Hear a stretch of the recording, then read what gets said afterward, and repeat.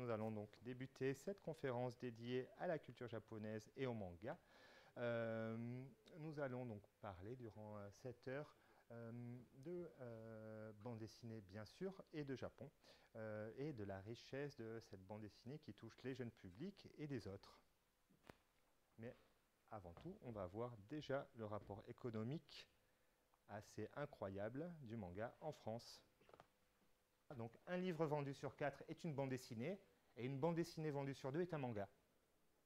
Donc si vous êtes un peu matheux, vous l'êtes, ça veut faire donc un livre vendu sur 8 en France est un manga. C'est pas rien, hein. Les raisons, on dit que notamment le confinement a boosté les ventes du manga. Les jeunes qui se sont retrouvés chez eux avaient besoin aussi de sagas longues, de récits qui mangent du temps, littéralement, et des animations comme Naruto avec ses plus de 300 épisodes, One Piece plus de 1000 épisodes, eh bien, ça a rempli des dents creuses de fans de lecture.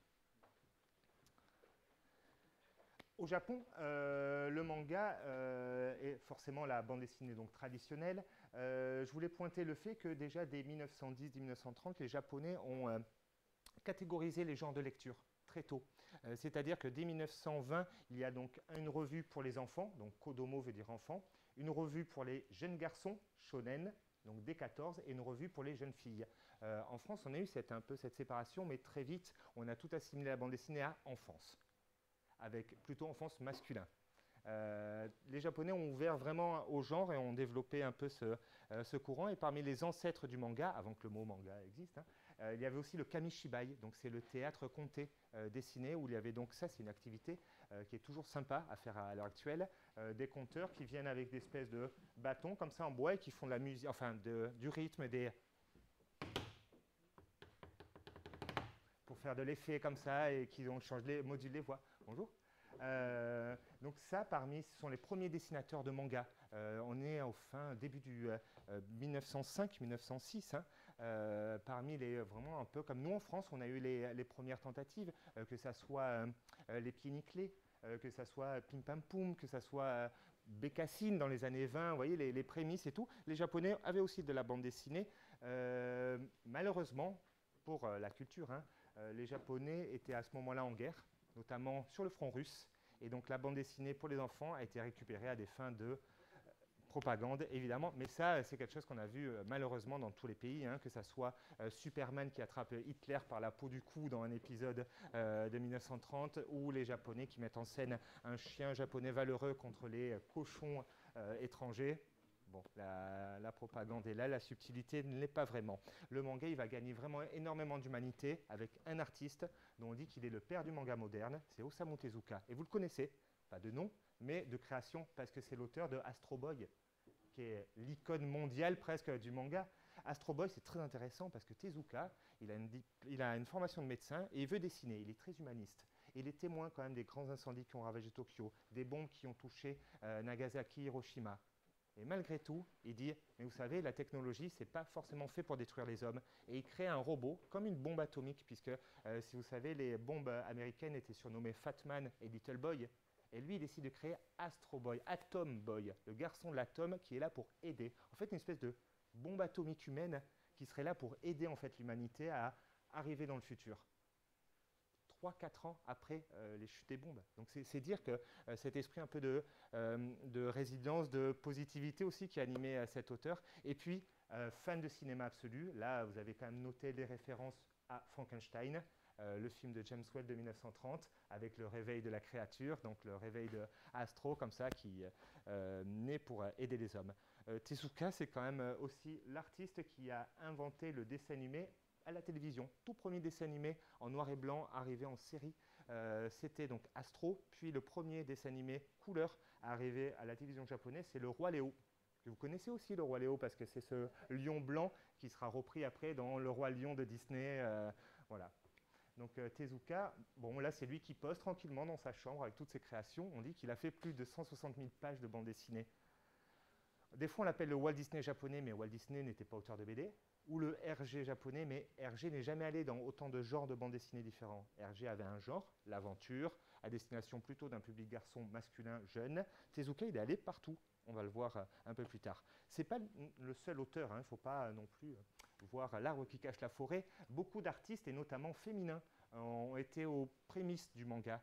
Il y a une artiste qui s'appelle Machiko Hasegawa, elle est hyper connue au Japon, pas trop en France. Elle fait la série la plus longue du monde, Sazae-san. Il y a environ 2400 épisodes de télé qui sont diffusés. En fait, dès 1969, la série a commencé à l'animation et elle continue. La seule fois où elle s'est arrêtée, la seule fois, Covid, c'est la seule année où Sazae-san n'a pas vu. Ça a été un autre traumatisme pour la pop culture. Donc c'est là aussi intéressant de voir que les artistes féminins japonais ont été de suite aussi dans la production. Quelque chose qui, nous, en France, aura mis beaucoup plus de temps à percer. Bien sûr. Oui. Oui. Oui. Oui, oui, bien sûr. En fait, non, non, non, non, pour en parler maintenant, sur les traumatismes en général, de toute façon, ça influe la culture, quelle qu'elle soit. Godzilla a été créé aussi en réponse aux armes atomiques. C'est une créature mutante atomique qui est un peu la réponse de la nature face au désastre de l'homme. Donc Fukushima, le Covid, tout ça en fait est digéré dans le manga. Mais tout comme si vous lisez du comics américain, l'élection d'Obama par exemple, quand elle est arrivée aux États-Unis, a été mise en scène dans Spider-Man. Donc la pop culture est toujours le reflet de la société. Et ce n'est pas pour rien si nous, par exemple, les jeunes, ils vont lire Seul, qui est une série, je ne sais pas, plutôt sombre, qui correspond aussi à l'angoisse de grandir ou des choses comme ça. Donc oui, quelque part, il y a toujours, voire ça peut être littéral. Énormément de mangas documentaires sont sortis, Colère à Fukushima, où ils mettent en scène des hommes qui sont allés voilà, volontairement aider. Et on suit comme la manière d'un documentaire. Donc là-dessus, le manga est très réactif sur la société actuelle, notamment à cause de ce genre-là. Dans les années 60, il y a des artistes qui ont dit, bon, le manga, la Tezuka, c'est très mignon, Astro Boy et tout, mais ce n'est pas notre réalité. Hein. Les Américains, quand même, occupent notre pays. Socialement, on est quand même privé de tout. On nous avait dit que notre empereur descendait d'ordre divin, il a perdu la guerre, il n'est pas du tout divin. Donc une espèce de gueule de bois à l'échelle nationale hantée comme ça les Japonais. Et des artistes ont décidé de faire un genre qui ne soit pas dans le mignon ou dans le divertissant, mais qui soit un peu dans le réaliste. Ils ont appelé ça Gekiga, c'est-à-dire l'image de moi. Geki, c'est l'intime. Et donc voilà, vous voyez dans les dessins, dans ce côté encore plus charbonneux, de vouloir retranscrire en fait la société telle qu'elle est, et surtout dans tous ses travers. Les hommes peuvent être veules, alcooliques, dépravés. Enfin, vraiment, on a une peinture plutôt pessimiste de l'être humain, mais elle est là pour réveiller un peu les consciences. Et c'est la même chose, en fait, nous, en France, dans les années 60, on a des artistes comme Mandrika, Bretécher, Gottlieb, qui ont essayé aussi de faire exploser la bande dessinée à un niveau plus adulte. Aux États-Unis, il y a Robert Crumb, des artistes aussi qui, dans les années 60, essaient de briser cette dichotomie entre la bande dessinée, c'est pour les enfants, ou les adultes. Mais non, là, c'était quelque chose une conscience.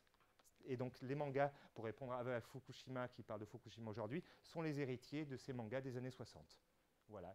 Comme nous, on a la bande dessinée documentaire ou roman graphique qui va explorer parfois des pans de l'humanité avec un artiste voilà, qui s'appelle Yoshihiro Tatsumi, donc un livre assez indispensable qui raconte toute l'histoire. Les femmes, on peut en parler parce que là aussi dans les années 60, des femmes se disent mais nous on peut faire aussi des histoires d'amour qui ne soient pas des histoires d'amour niaises où un garçon tombe amoureux, ou une fille tombe amoureuse éperdument d'un garçon qui s'en fout pendant des pages et des pages avant de rencontrer le grand amour. Non, là, c'est des femmes qui ont essayé aussi de faire avancer les dictats de la société en mettant en scène, alors vous connaissez peut-être La Rose de Versailles, titre très connu, en France qui met en scène donc à Versailles l'histoire d'une femme qui se fait passer pour un homme à la cour et qui va engendrer... c'est Jacques Demy qui a adapté le film, ce manga en film dans les années 60. La Rose de Versailles. J'ai oublié qui joue dedans. On l'a eu en animation, hein, c'était des... dans les années 80... Oui. Ouais.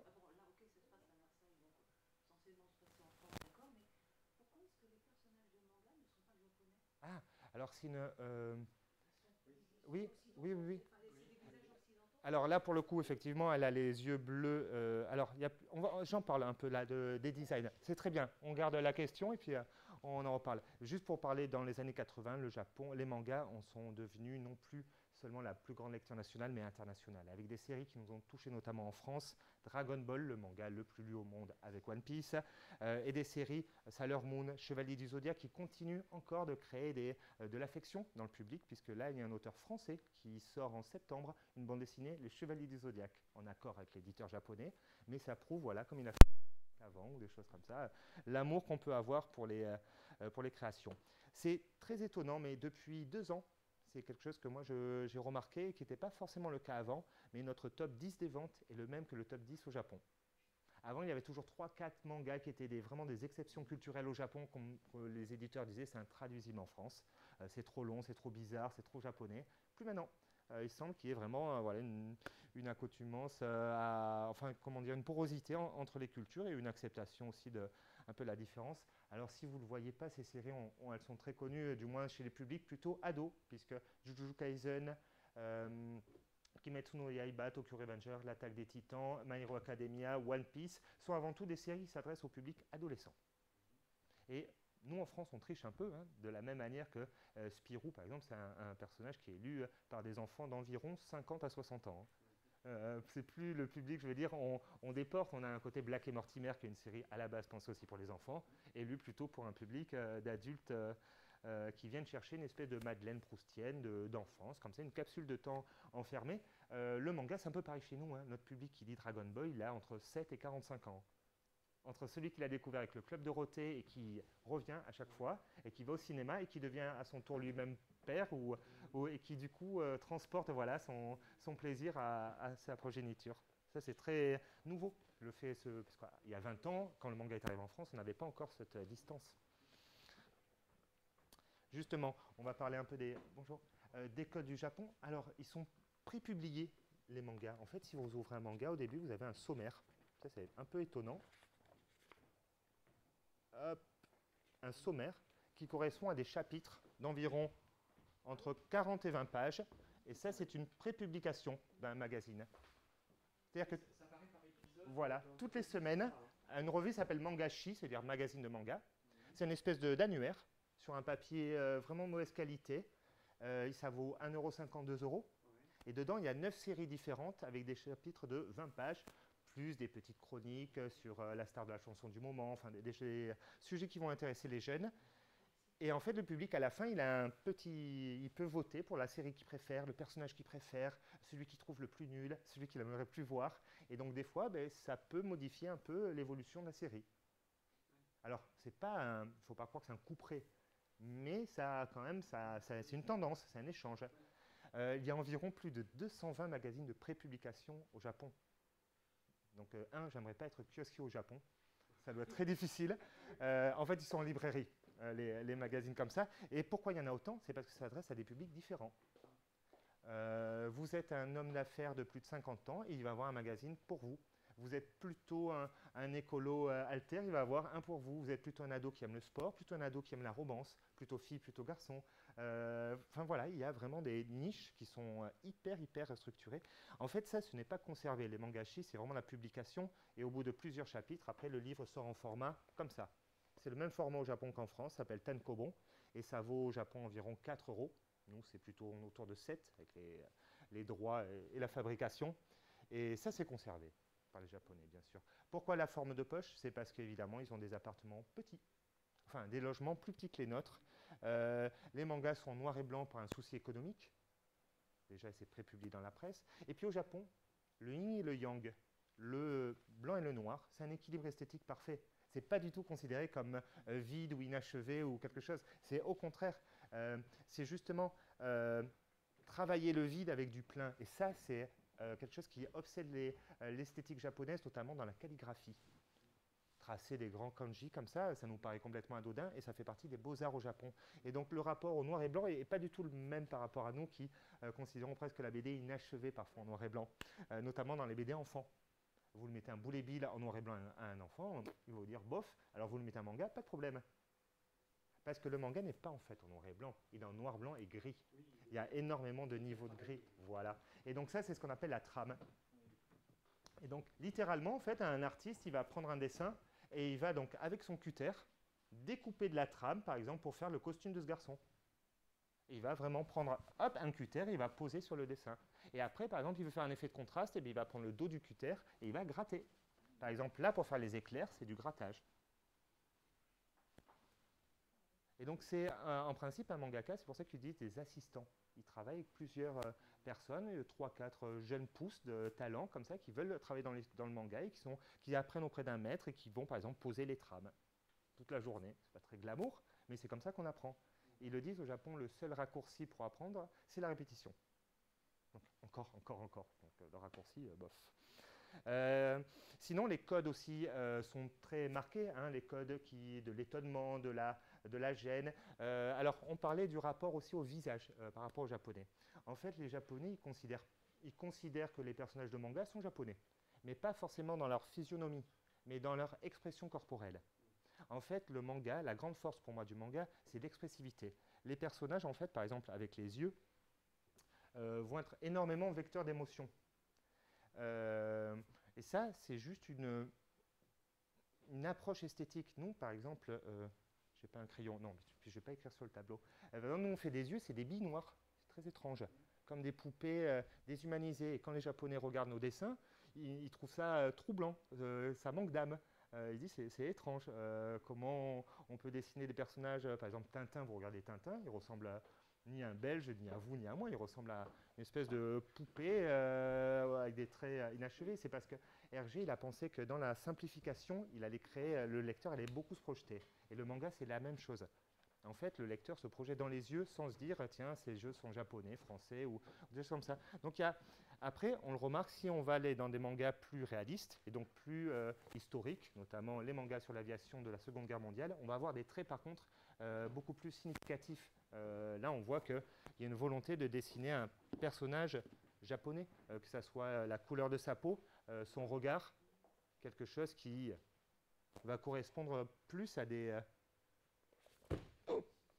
dessins un peu plus prononcés. Mais sinon, ce sont plus des personnages stylisés pour créer de l'émotion et de l'empathie chez le lecteur. Alors, ça pourrait être une bonne réflexion, mais le manga marche tellement bien sur le marché domestique qu'en fait, l'exportation, ils sont très contents que la France soit le deuxième pays lecteur du manga, mais dans le fond, par rapport à ce que ça représente sur leur chiffre d'affaires, c'est pas ça qui va les investir le plus, hein. Par contre, le marché américain les intéresse un peu plus. Le manga, c'est une bande dessinée, soit, mais avant tout, c'est une culture.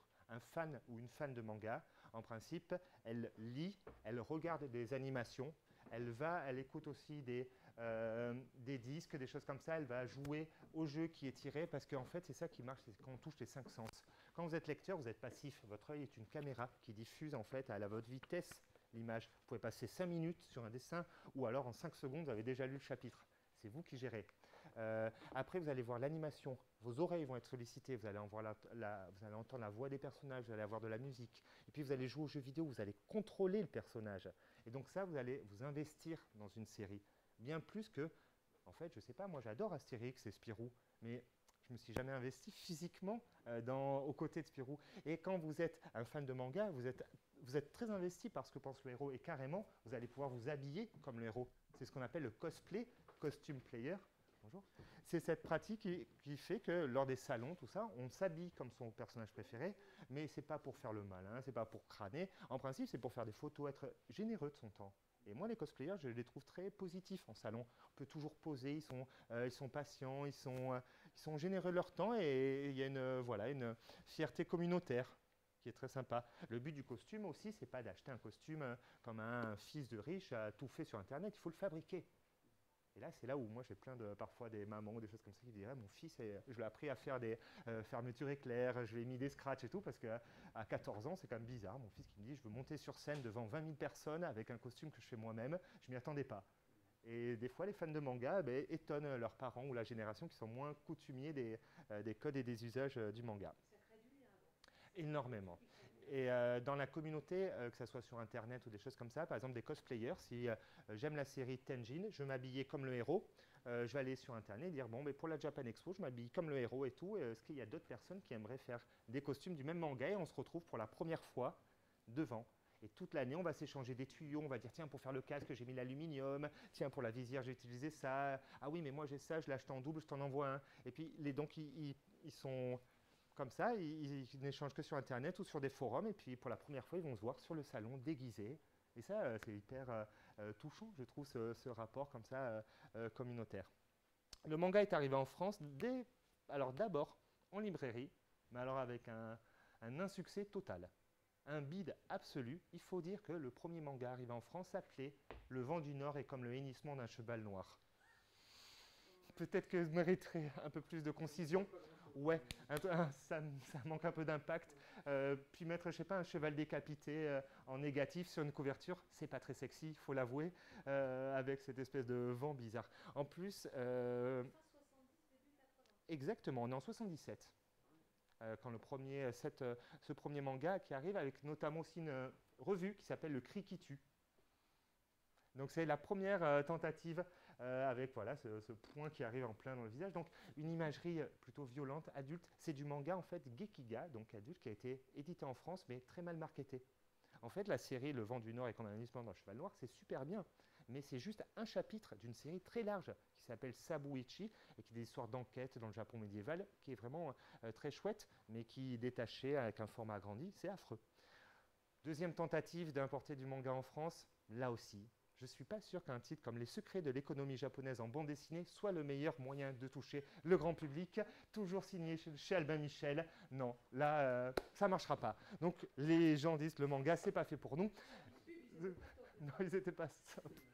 Là, quand ils ont acquis les droits, et ça marchait très bien au Japon, Ishinomori est un très grand auteur, mais le public est largement pas prêt. Il va être familiarisé notamment grâce aux dessins animés, Recrea 2, les séries, notamment un personnage, Goldorak, qui a été hyper emblématique. Hein. Parce que cela dit, à l'époque, pour en revenir à Oui, l'économie, oui. à l'époque même la bande dessinée était très Frileuse des sujets. On n'était pas passé encore au BD réaliste, exactement, exactement. Des sujets de société, donc ça paraissait. On l'aurait fait en France, ça aurait paru bizarre aussi. Ouais, ça aurait été. Tous les sujets sont. Ça aurait été exactement. Alors, c'est exact, c'est très bien dit. En fait, je suis persuadé que même aujourd'hui, enfin non, là c'était vraiment sur la bulle économique immobilière, c'est trop pointu pour... Mais pourquoi pas, effectivement, le marché n'était pas prêt. Et les qualités du manga, moi, vous allez voir, même moi je ne les remets pas en cause, c'est seulement la manière dont on les expose. Si je donne à des enfants des mangas hyper violents ou explicites dans le rapport au corps, ben, ce n'est pas adapté. Donc c'est normal qu'il y ait un retour voilà, qui se fasse et tout. Donc l'animation est le meilleur ambassadeur du manga, tout simplement parce qu'il n'y a pas déjà le sens de lecture japonais. On n'est plus dans le noir et blanc, les personnages parlent de la langue de doublage. Moi, je vous avoue, c'est ma génération. Quand j'ai regardé, alors je regardais Tom et Jerry, je regardais la souris qui était poursuivie par le chat, et l'épisode d'après, la souris elle est poursuivie par le chat, et l'épisode d'après, etc., etc. Alors des fois je changeais, je regardais Bibi et le coyote un peu pour... Ça changeait, hein. C'était très insatisfaisant pour moi, parce que jamais le but n'était jamais fait. Et pour la première fois, on nous passe des mangas, Recrea 2, tout ça, et on voit un personnage qui évolue, qui nous fait à la fin de l'épisode à suivre. Et pour la première fois, tous les minots aussi de ma génération ont dit « Ah, on a un feuilleton pour nous, on va en parler. » Donc cet effet de machine à café, quand vous regardez Game of Thrones, quand vous regardez une série, eh bien, c'est arrivé au niveau des récréations. Dragon Ball, les premières, ont comme ça nourri énormément d'imagination, les Chevaliers du Zodiaque, et donc on donnait envie voilà, aux jeunes de s'investir un peu plus tard. Vous êtes au courant que quand même dans les années, en 1996, il y a eu un scandale, notamment une loi sur les dangers de la japanimation pour les enfants. On a appelé ça, notamment Ségolène Royal, qui était sénatrice, avait sorti un livre qui était Le danger des bébés zappeurs, et qui pensait que la génération, plutôt nourrie par le Club Dorothée, allait être dépravée à cause de, justement de la lecture des mangas. Et donc du coup, on a eu des sanctions et des quotas. On a arrêté les séries animées et à la place, on a mis Hélène et les garçons, les productions maison AB, qui étaient des horreurs absolues. Et beaucoup de types, hein, comme moi, à la cour de récré, on se disait, mais on n'aura pas la fin de Dragon Ball? Ben non. Qu'est-ce qu'on fait? On fait comment là? Ah, ben, je sais qu'il y a une librairie, notamment à Paris, chez Tonkam, ils les vendent en japonais.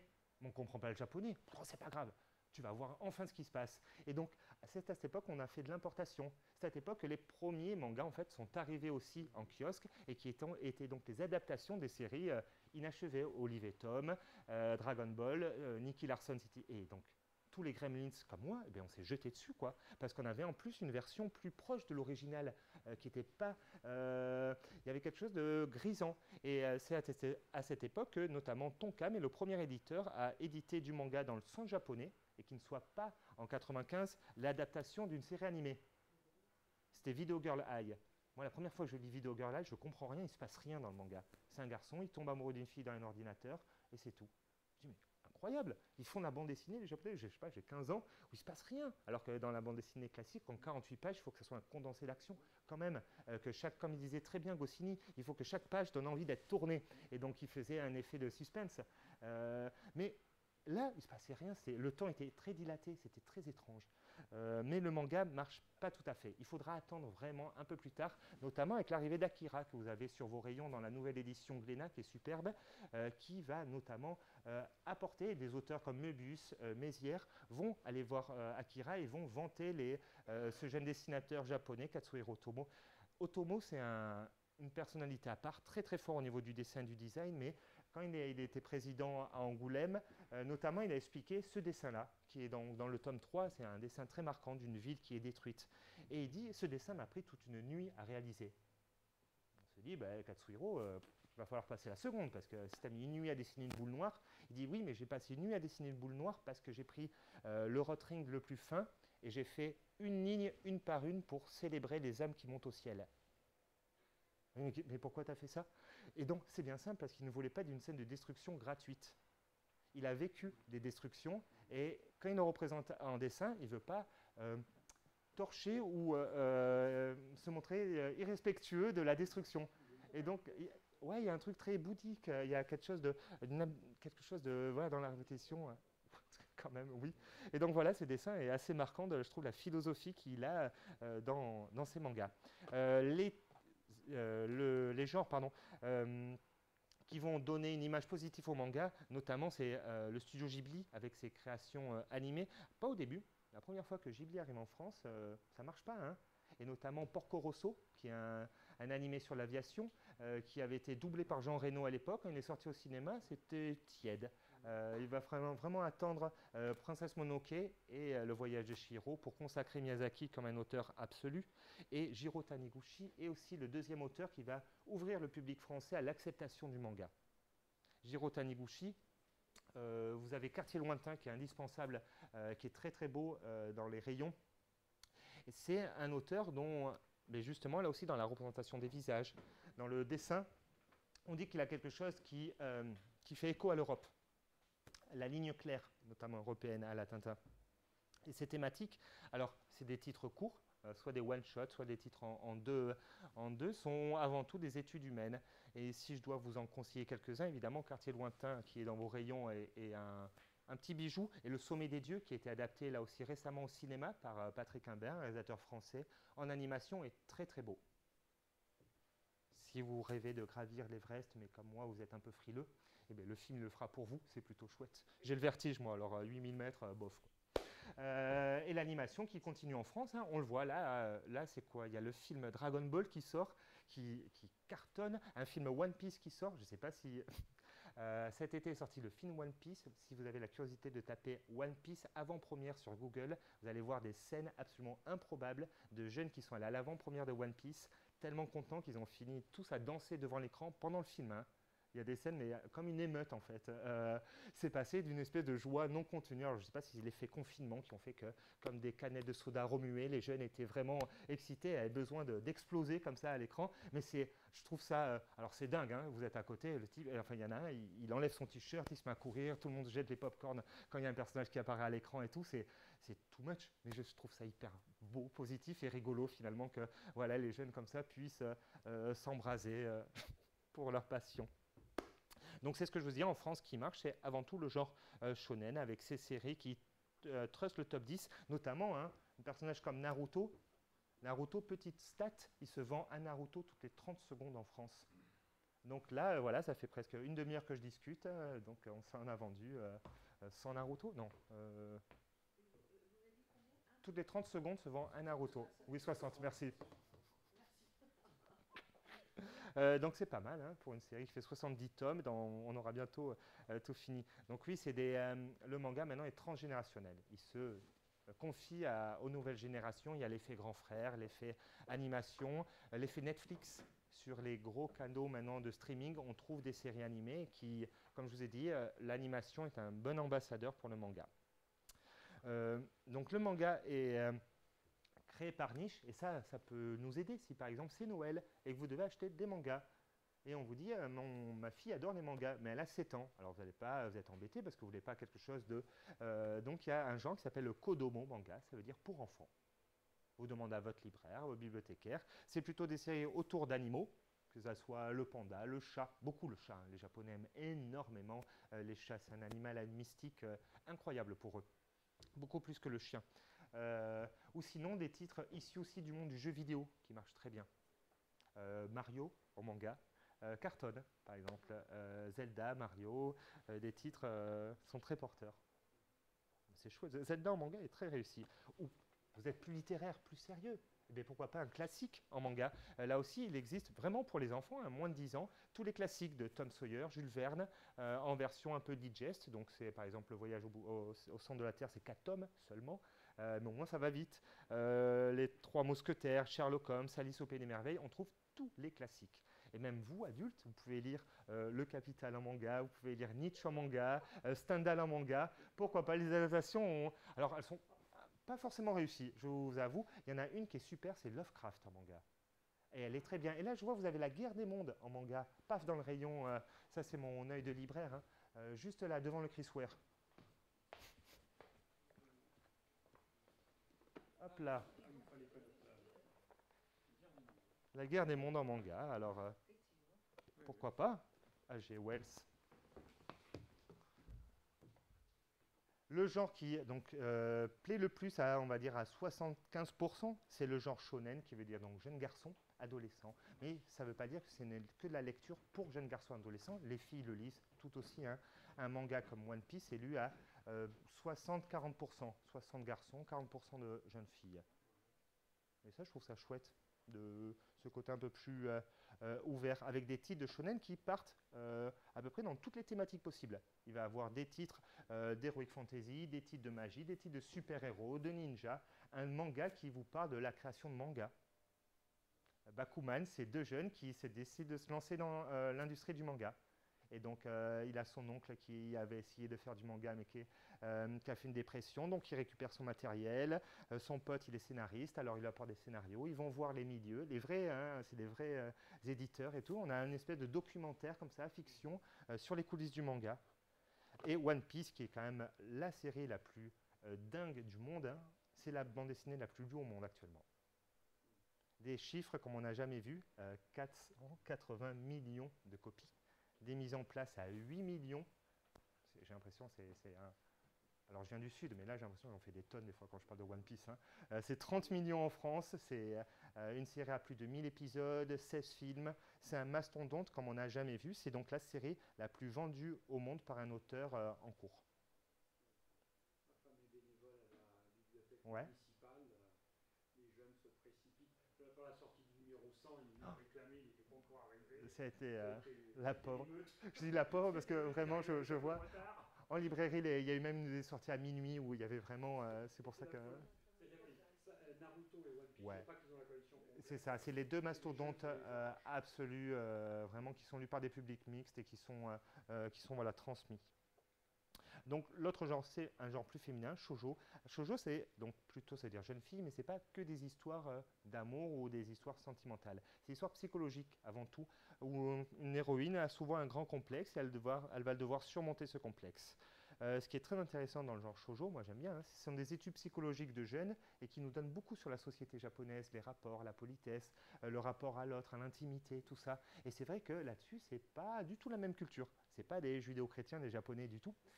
Et donc c'est très étonnant. Le succès incroyable de cette culture-là, alors qu'elle est totalement à l'opposé. Non, mais elle est très particulière. Ben oui, oui. C'est à la fois, il y a un exotisme, une fascination, et puis il y a quelque chose qui nous plaît dans ce rapport à l'autre, dans cet hyper respect. Alors, Et puis, ça s'adresse directement aux jeunes.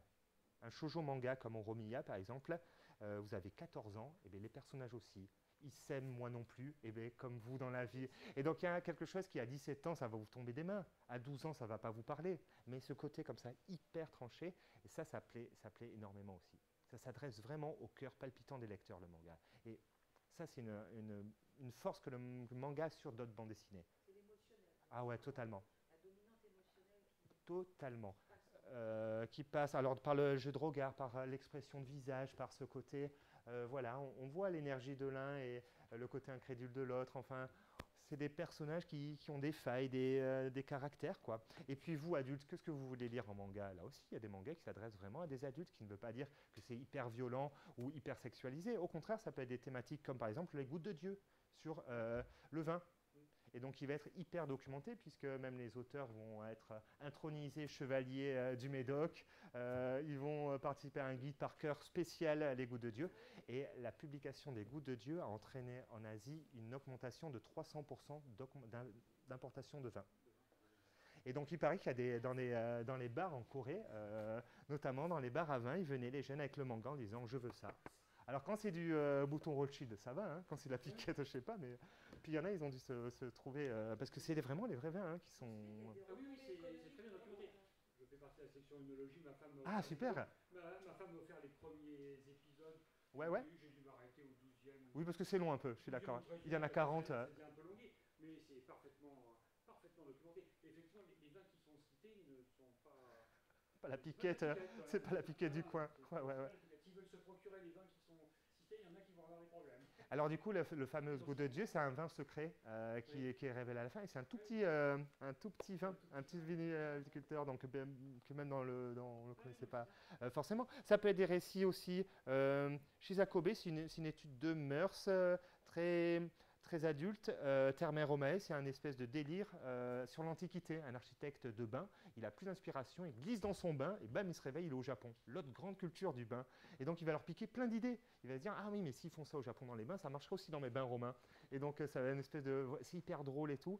Opération Mort, c'est tout l'inverse. C'est un récit qui raconte l'auteur dans la guerre du Pacifique, comment il va perdre un bras, son unité, et devenir un anti-militaire convaincu.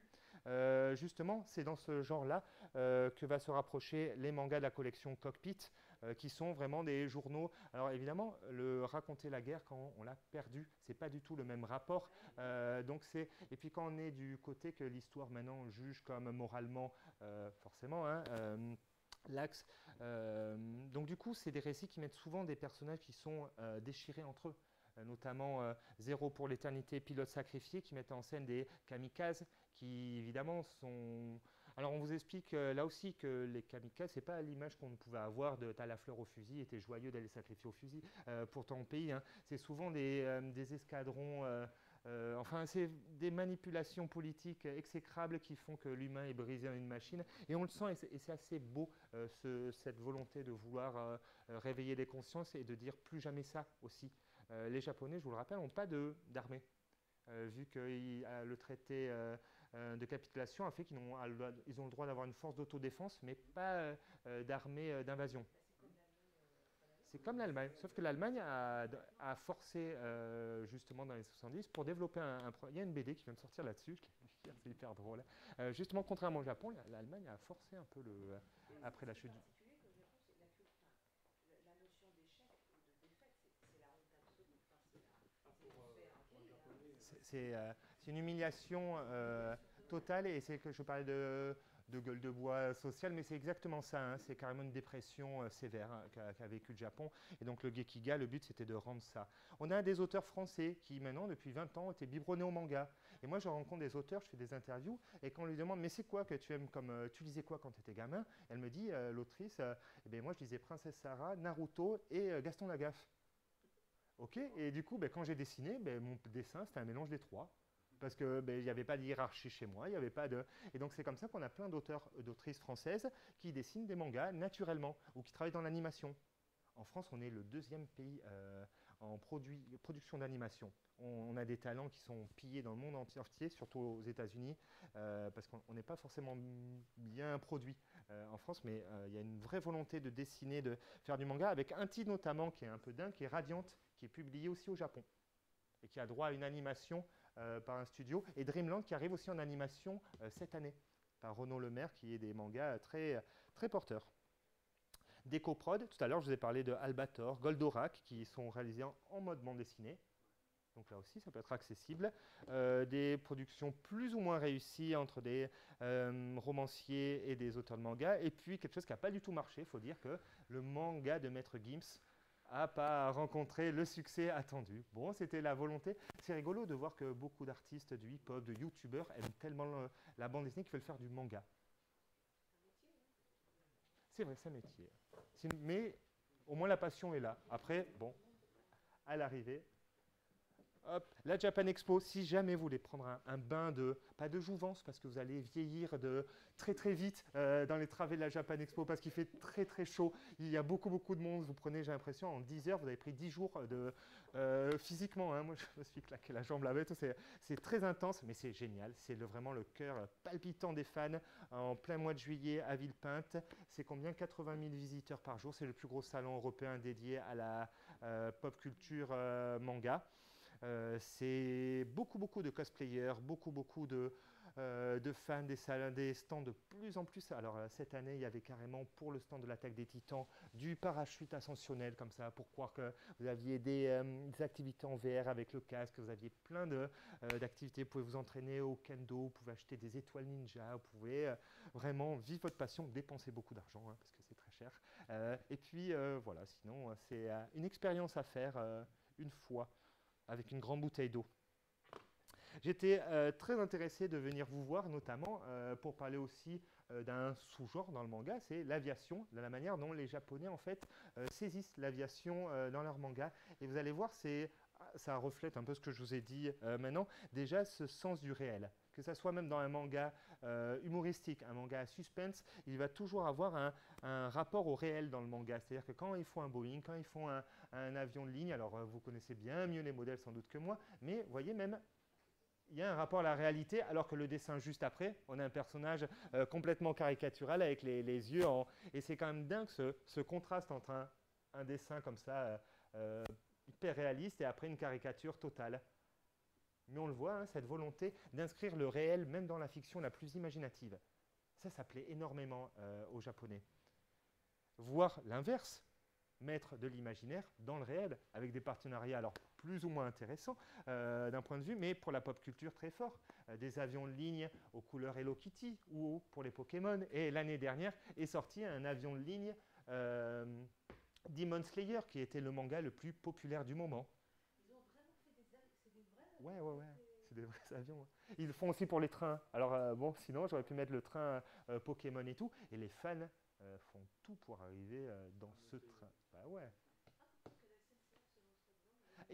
Et bien justement, un partenariat a été fait. Je crois qu'ils ont fait un train aux couleurs Dragon Ball pour la sortie du film ou de One Piece. Mais il y en a eu un, comme ils avaient fait le train Harry Potter, mais qui était une attraction un peu de gare en gare. Mais ça commence à arriver. Alors pourquoi pas, je vous dis, si vous voulez un partenariat des fois pour la production d'avion, je pense qu'ils payent bien. Hein. Mais bon, ça fait un gros sticker après sur le pare-brise.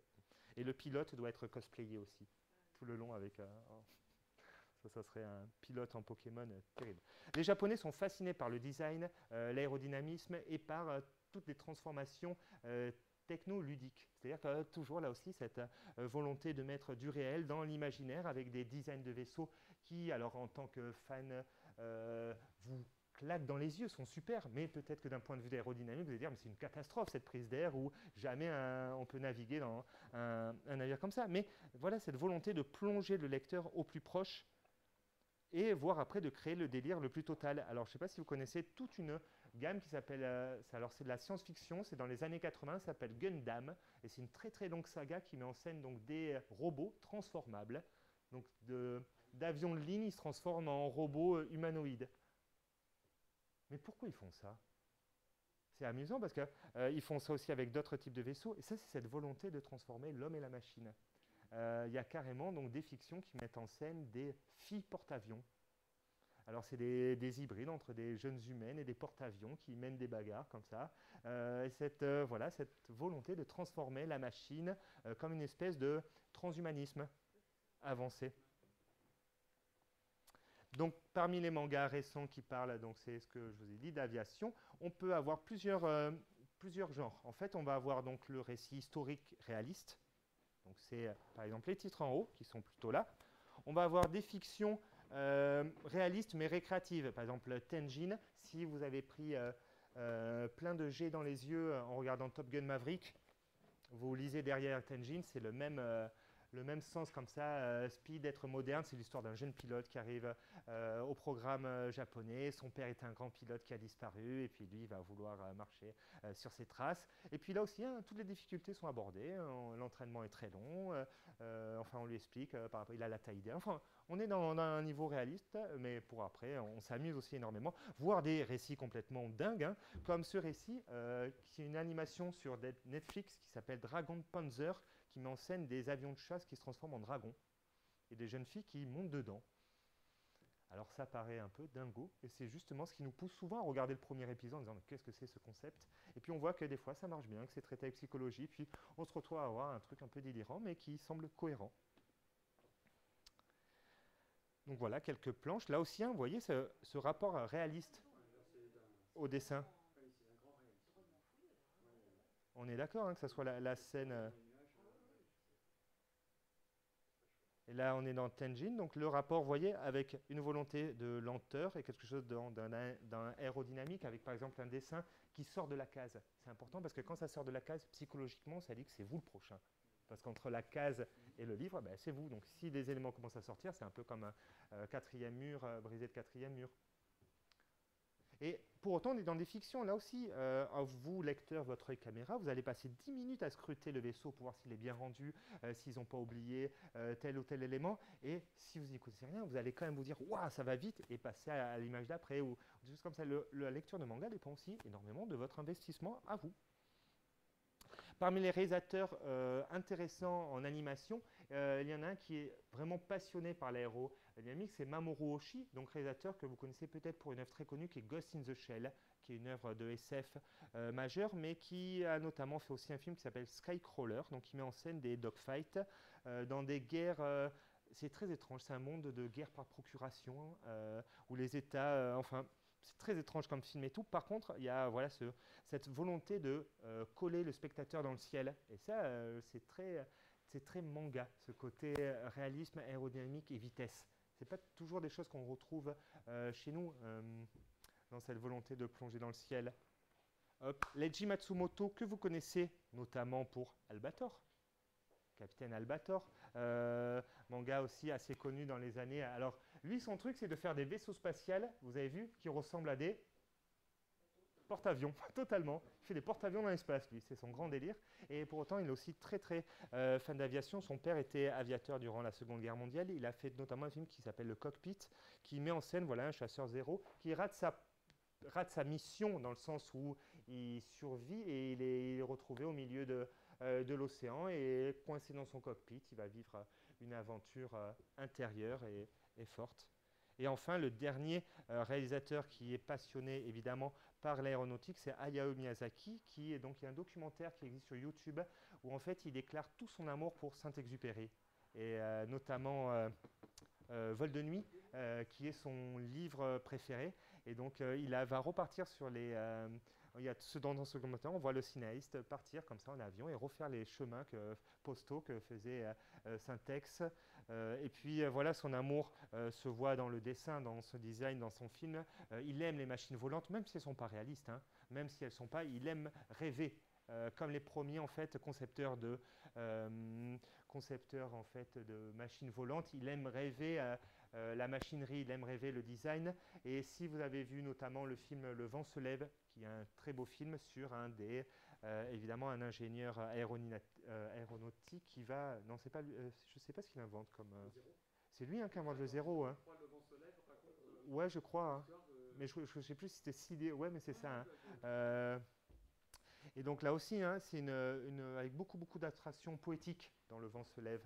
notamment quand ils volent et tout. Et il y a cette scène-là dans Porco Rosso qui nous explique où vont les pilotes qui se crashent au-dessus des nuages et qui s'envolent comme ça avec juste le héros qui, lui, n'arrive pas à s'envoler, hyper conscience, et il reste avec nous dans la réalité. C'est très beau. Je trouve le romantisme de l'aviation est très bien retranscrit dans ces films-là.